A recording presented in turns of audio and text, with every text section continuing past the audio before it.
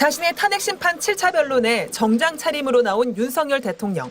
지난 변론 때 아무 일도 일어나지 않았다고 말했다 비판이 쏟아진 걸 의식한 듯 이렇게 말했습니다. 내란 프레임으로 만들어낸 체포, 누구를 끌어내는 일, 그런 일이 전혀 일어나지 않았고 그런데 대뜸 폭력을 행사한 건 군이 아니라 시민들이었다며 화살을 돌렸습니다. 오히려 계엄 상황에서 경비와 질서 유지를 하러 간 군인들이 오히려 시민들한테 폭행을 당하는 그런 상황이었다는. 윤 대통령 측 대리인도 거들었습니다. 특전사 16명이 부상을 입었다고도 주장했습니다.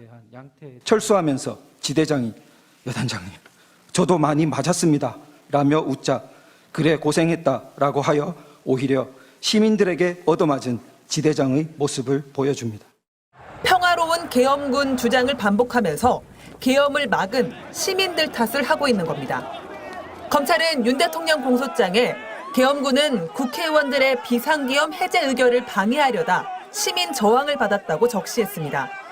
국회 사무처도 계엄군이 국회 본회의장에 난입하려는 과정에서 이를 저지하려던 국회 사무처 경호기획관실 직원 10명 이상이 부상을 입었고 시설, 설비, 집기가 파손돼 6,600만 원 상당의 물적 피해도 발생했다고 했습니다. 윤 대통령은 또 야당 탓을 들고 나왔습니다. 아무리 미워도 그래도 얘기 듣고 박수 한번 쳐주는 것이 대화와 타협의 기본인데 제가 취임하고 갔더니 의사당에 들어오지도 않아서 국회 탄핵소추위원단은 환대하지 않으면 총 들고 국회에 쳐들어와도 되느냐고 꼬집었습니다.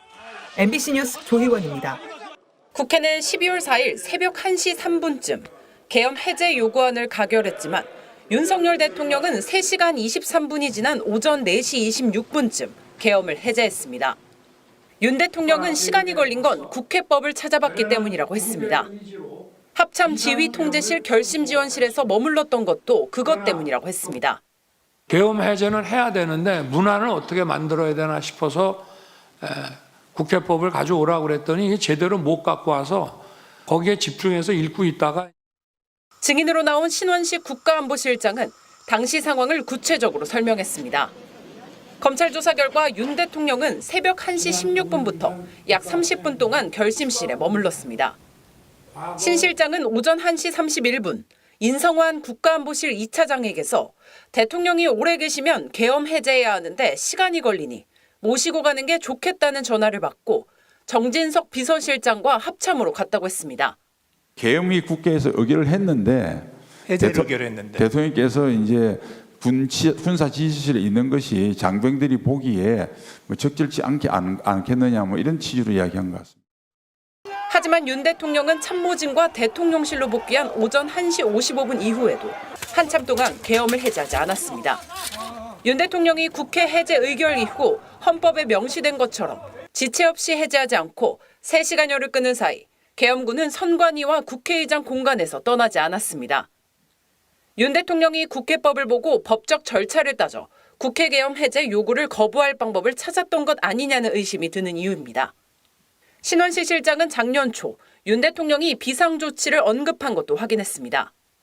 신 실장은 작년 3월 말에서 4월 초 윤 대통령이 삼청동 안가 만찬에서 비상한 조치를 언급해 썩 유용한 방법은 아니라고 조언했다고 증언했습니다.